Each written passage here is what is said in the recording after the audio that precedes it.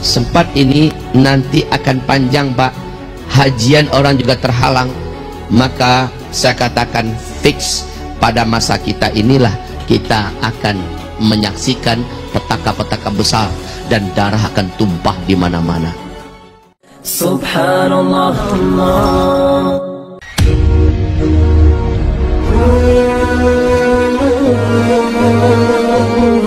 Fase ini fase mulkan jabarian.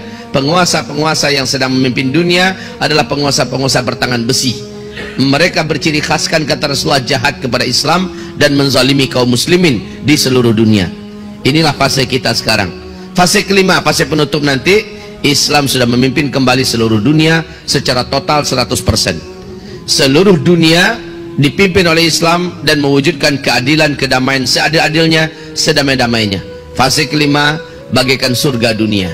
Dan fase itu pasti datang karena Allah mengumumkannya dalam Al-Quran surat An-Nur ayat 55 bahwa Islam akan kembali secara pasti memimpin seluruh dunia dengan sistem khilafah ala minhajin nubuwah, kekhalifahan dengan sistem kenabian, dan pusat khilafah itu adalah Baitul Maqdis, Palestina. Demikian janji Allah dan janji Rasulullah sallallahu alaihi wasallam. Nah, untuk kita yang hidup di penghujung fase keempat, apabila ada di antara kita yang meragukan bahwa kita saat ini di akhir zaman, saya ingin mencampakkan dan menghancurkan keraguan itu Bapak Ibu. Saya ingin datangkan bukti-bukti. Silahkan Bapak Ibu periksa, buka, bacalah, dengarkan baik-baik para alim ulama kita yang berbicara tentang akhir zaman. Bacalah kitab-kitab yang berbicara tentang akhir zaman. Mungkin salah satu kitab yang paling saya rekomendasikan, mudah-mudahan ada yang berdagang di luar, judul kitabnya adalah Ensiklopedia Akhir Zaman. Ini ditulis oleh seorang ulama Palestina yang tinggal di Mesir, namanya Syekh Dr. Muhammad Ahmad Al-Mubayyad. Kitab beliau sangat tebal, judulnya Ensiklopedia Akhir Zaman. Lihat di situ, baca di situ, temukan di situ dalil-dalil tentang hadis-hadis fitnah akhir zaman. Hadis-hadis terbaik, ada hadis pilihan yang telah disortir dan disaring.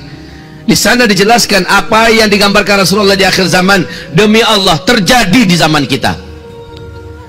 Mari saya ceritakan ini di fase keempat saja khusus ya. Saya ceritakan satu persatu, tapi dengan ringkas tentunya. Pertama, apabila kalian menyaksikan, kata Rasulullah sallallahu alaihi wasallam, Arab sudah menjadi kaya raya. Sebelumnya Jazirah Arabia sangat miskin, Arab menjadi sangat kaya raya. Lalu mereka berlomba-lomba dan juga menjadi raja-raja, berbangga-bangga, membangun kota-kota yang mewah-mewah dan gedung-gedung tinggi pencakar langit.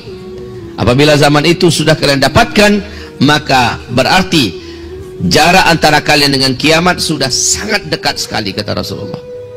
Yang kedua, Rasulullah SAW mengatakan, apabila huru-hara sudah merata terjadi di mana-mana, khususnya di negeri Arab, maka itu pertanda sudah sangat dekat sekali. Yang ketiga, apabila kalian menyaksikan negeri Syam diobrak-abrik, kaum musliminnya ditimpakan fitnah yang berat. Syam itu Palestina, Suria, Lebanon, Yordania. Bila fitnah telah terjadi di Syam, kalian yang ada di muka bumi takkan ada merasakan lagi kebaikan, kecuali bertambah waktu bertambah makin jelek, bertambah waktu bertambah makin berat keadaan. Dalam hal apa saja, sekali lagi, dalam hal ekonomi, dalam hal politik, dalam hal pendidikan, dalam hal bencana alam, dalam hal budaya, dalam hal kesehatan, segala macamnya, bukan bertambah baik Pak ke depan, bertambah jelek. Saya tidak berlebihan, saya katakan dari 2015 saya sudah sampaikan, lihat saja perkembangan waktu demi waktu, tahun demi waktu, bertambah lama bertambah jelek keadaan kita di bumi ini dalam segala hal. Makanya Nabi menekankan, isbiru, bersabarlah kamu, tambahkan kesabaran kamu, sabar dalam mentaati Allah, sabar dalam menyempurnakan hijrah, sabar dalam totalnya taubat, sabar dalam istiqomah, sabar dalam melakukan kebaikan dan ketakwaan. Sebab hanya orang-orang inilah yang akan ditahan oleh Allah dari segala keburukan yang akan menimpanya. Hanya orang-orang inilah akan diluluskan oleh Allah, dijaga oleh Allah dari segala keburukan yang akan menerpanya. Kaum muslimin, hamba-hamba Allah yang kami muliakan.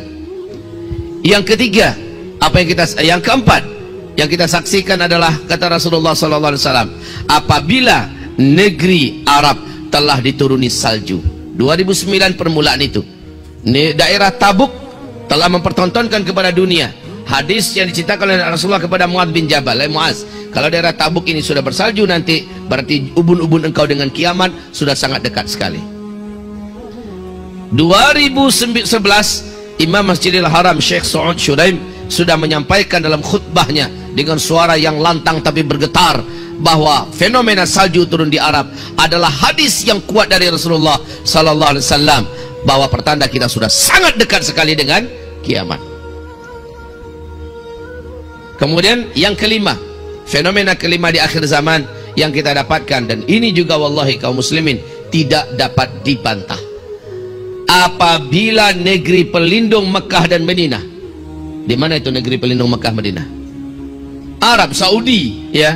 Apabila negeri pelindung Mekah Madinah sudah jahiliyah para penguasanya dan rakyatnya.